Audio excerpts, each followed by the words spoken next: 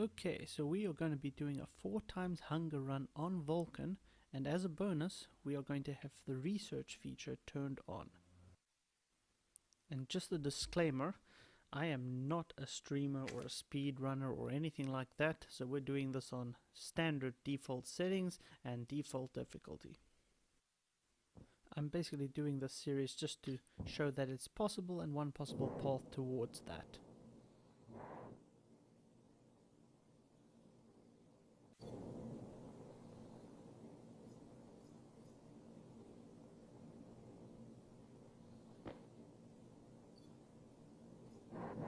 Now the very first thing you're going to want to do is come over here and detach this oxygen tank and then let it roll about, and hopefully it doesn't fall in the lava. And then we just pick it up here. Oh, wait, okay, there we go, and put it down somewhere so it's nice and safe. Otherwise, if it hits that lava, it's going to get damaged and it's going to explode, and you're just going to have to start over. So better to find that out sooner than later. So let's just grab some essential stuff over here and also put this atmospheric board in the PDA over there, since that's our most commonly used one on this run, and it takes up one less inventory slot. So you got a couple of challenges facing you on Vulcan. Pretty much all of them are revolving around temperature. During the middle of the day in Vulcan, it's about 750 degrees Celsius outside.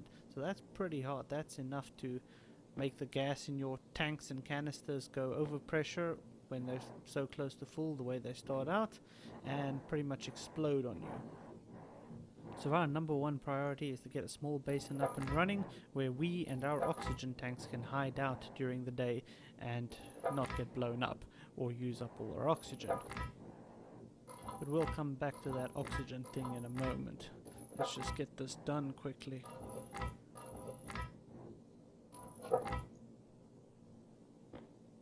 Okay, let's just get these frames welded up with our arc welder.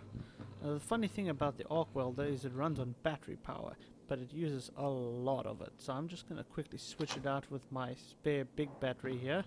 Otherwise that thing would run out after a couple more panel welds.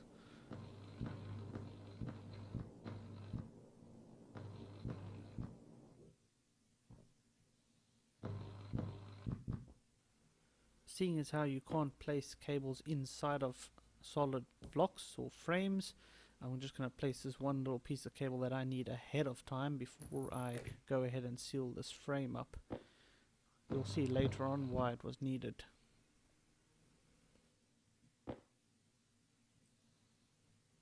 Now let's just get all these walls placed.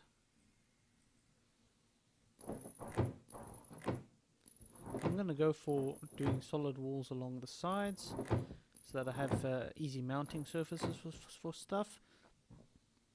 But I like to make my roof out of glass initially, since it will allow me to see the position of Vulcan's sun more easily, which will help me out in a variety of different ways, such as knowing when to go outside, knowing if I've got my solar panels angled correct, and all that sort of thing. This is not something you want to do in the long run, especially if you pressurize your base, since basically for every glass panel you have, the sun is able to heat up the atmosphere inside the base. So this is only really going to work because we're basically not going to have any atmosphere inside our base. We're going to vent it all out, which is one of the safest and easiest ways to pull this off and not have to deal with the constant heat increase, since we're not going to have a cooling system for quite some time.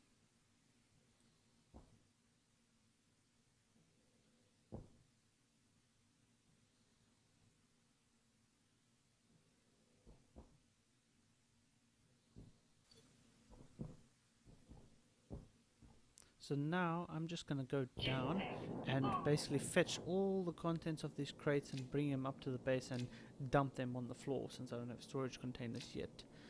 The reason I'm doing this is twofold. One is that I've had problems with the game before where this lander basically just disappears with all my stuff still in it, and there goes bye bye stuff, and I really don't want to suffer that issue halfway into this run. That would not be good. The other reason is that this is Vulcan. I generally don't want to be outside. I especially don't want to have to go outside to go fetch something in from one of those crates during the middle of the blistering hot day. That would just cause us so many problems, like having to deal with the gas that's trying to get into our base, or being outside in the middle of that hot weather or hot atmosphere. Basically will make us use up more oxygen.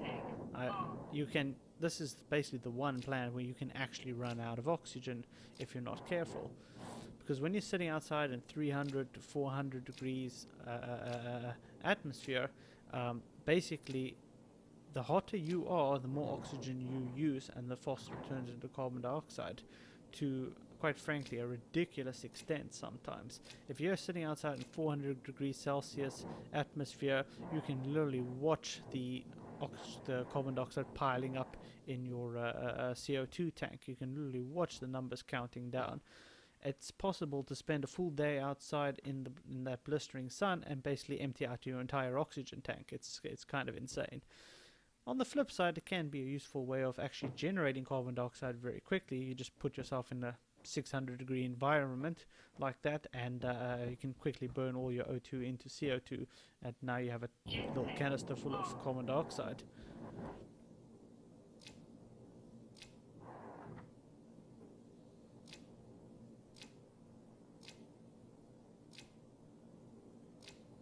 Something else that's interesting is on Vulcan we also start with the hard suit or heavy jetpack, and this thing is pretty powerful. You really move with this thing compared to the regular jetpack, and on other planets you'd normally have to craft this thing yourself as sort of an upgrade, but we already start with that on Vulcan, which is nice, but also has the problem that the heavy jetpack uses an insane amount of fuel. It uses a lot of propellant very quickly.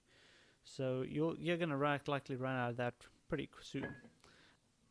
So an interesting tip is that a quirk about the way the game works with the propellant is that it only uses propellant when you press a keyboard button down to start moving. It actually doesn't use any propellant while the button is down. So it's like this one initial burst that just keeps you going. What this means is that if you make lots of little fine-tuned adjustments, pressing various arrow keys and up or down, it will use a lot of propellant. But if you use long controlled bursts, it will actually use much less propellant. For instance, you could press the forward button and hold it in the entire time while you're moving your mouse around in order to steer yourself from left to right, and you could go on like that forever without running out of propellant. So you really want to try and focus on long controlled bursts if you want to save on fuel. Alright, the sun's already coming up here. We really want to get this oxygen tank inside here and start closing up and finishing up. Now the temperature is not going to rise immediately. You can see it's still only 126 degrees outside on the sensor there.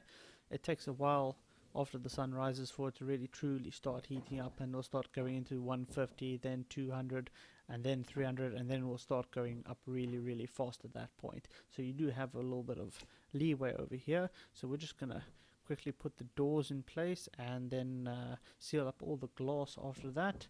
Maybe leave one panel open so that we can quickly put the solar panel up, because you want to get your power up and running as quickly as possible so that you don't lose out on that nice solar panel daytime hours for charging batteries and stuff.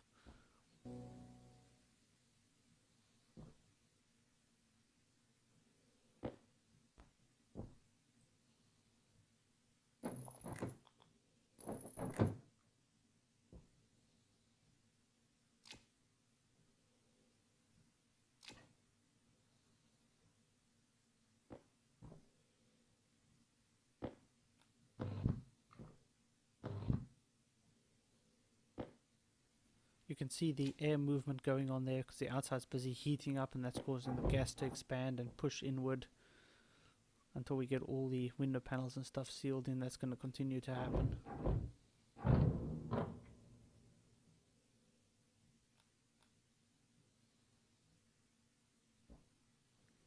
I really like this new glass texture that they added in with the little metal lines inside the glass. It's very nice, looks nice, and makes it much easier to see that there is actually glass there now, unlike before.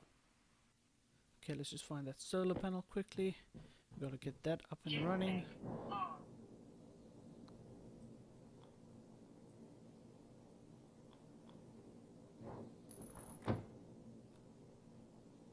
We're not going to be able to move this thing manually or make adjustments to it during the day because that would require us to be outside in the blistering heat, which is not good. So we're just going to try and guess which way the sun's moving over there and adjust the solar panel to kind of face the main center portion of that, so we can just basically catch as much sunlight as we possibly can with a statically positioned solar panel. Luckily, Vulcan does put out a lot of actual solar panel power. I think it's about 155% of the normal value, which means you can catch a decent amount of power off it even with a statically positioned panel. But we'll just do our best over here and to make some final adjustments. Yeah. Now let's seal this up. There we go. Okay, final temperature inside is 280 degrees Celsius. Not great, but that could have been much worse. We're still fine with that level of temperature. Nothing's going to explode, and we're not going to use too much oxygen. We'll definitely want to do something about that in time, but it will be fine for now while we finish up our power setup so that we don't miss out on any of that lovely juice.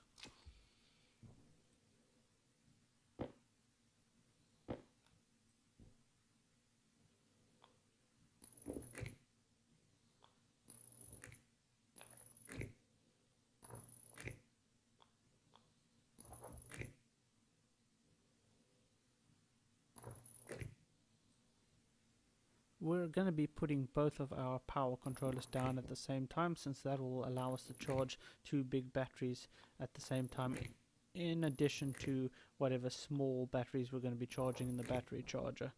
One of my common tactics would be to switch out my suit's battery with a small battery that's full, and that way I can charge both big batteries that you start with at the same time, which makes more effective use of the power of available coming from the solar panel.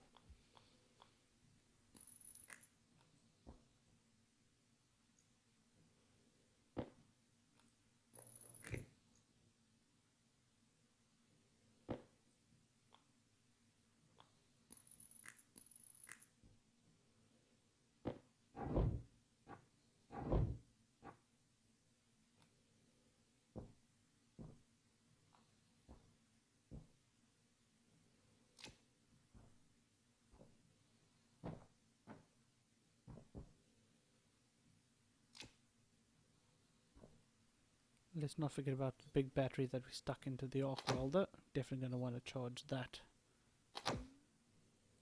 And with our suit's battery also switched out, now we can charge both big batteries at the same time directly from the solar panel, which is exactly what we want. Let's just get the other small batteries in the charge as well. There we go.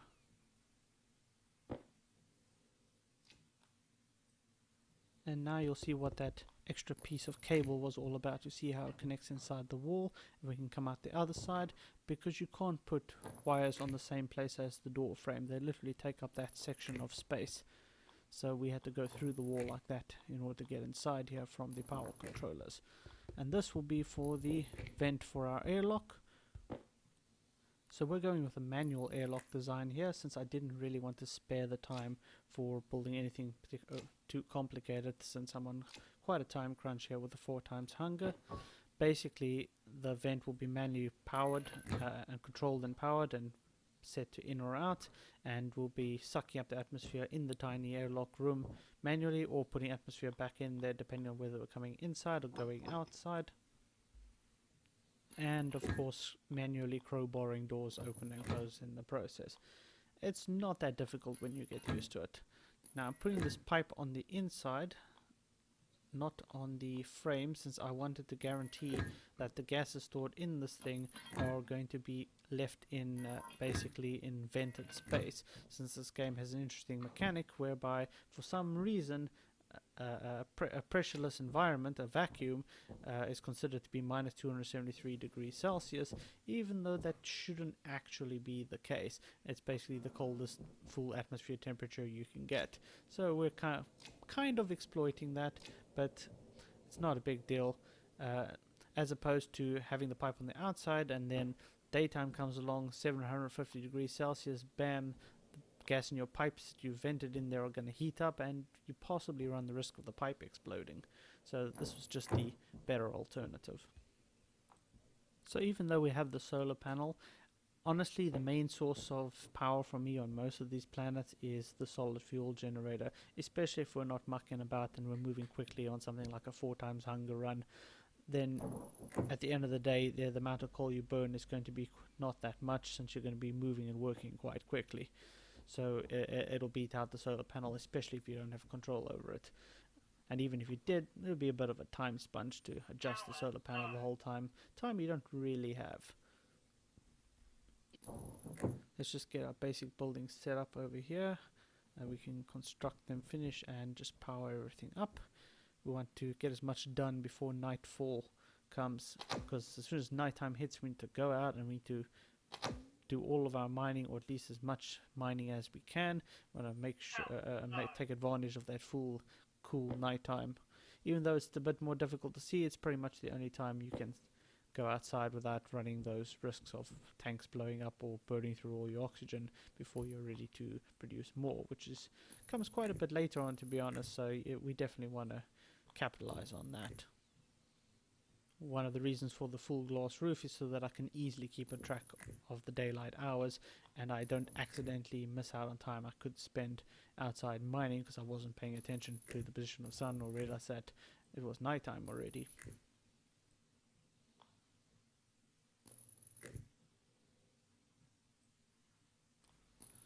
So the main point of a high hunger run, or the survival point really, is getting your greenhouse up and running before you run out of food supplies. This on Vulcan is very difficult, especially since the greenhouse is quite complicated on Vulcan, or at least would require exploits if you wanted to do it very quickly, and that's a problem for us. Also, another complication is that the seeds to plant in your greenhouse you'd have to get from a trader, and a trader is another whole mission to set up. Even though they start you with everything you need in Vulcan to get a trading setup going, it's still very time consuming to find the traders and find the correct traders and find one that's going to give you some kind of usable plant to grow. The whole thing just doesn't fit in with a 4 times hunger run. It's not practical. So what we're going to be doing instead is taking the organics printer approach. Basically, this is just using electricity, pure amounts of raw power to print our food for us. But more on that later.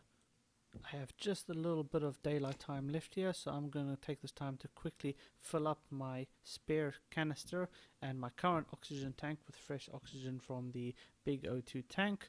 The reason for this is that I want to relieve some of the pressure on that O2 tank. Even though it's safe for now, I'm going to be doing something with it a bit later that puts it in a bit of a risky position when it's got that much pressure inside of it. So we're just going to take all the oxygen we can out of it safely, so long, without having to release any of it. And also, let's just grab this pull over here. We're going to need that soon because our hunger ran out a while ago, and our health is busy dropping because we're busy starving. And once the health gets too low, we're going to use that pull to refill the health and carry on, let the health dropping, just buy us a little bit more time without actually having to eat anything, since food is such a precious resource to us at the moment.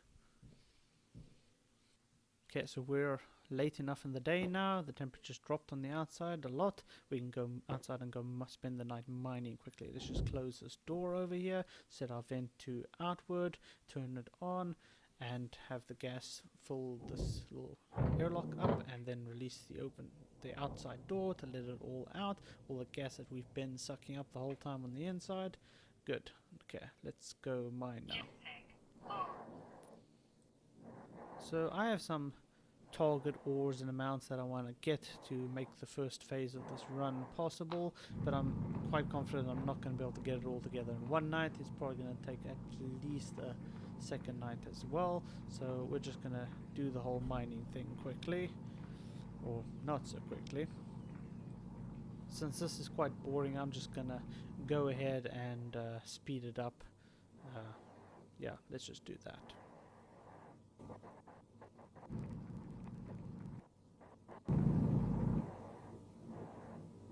Okay, our health is getting super low here, so we're just gonna pop that pull quickly and refill it up and carry on.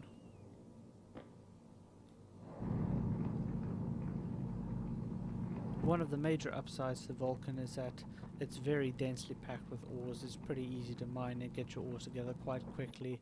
The only downside, of course, being that there are no ices, no hydrogen, no oxygen, and definitely no nitrogen sources. So that's a difficult thing to deal with, but we're going to show some tricks for that later on.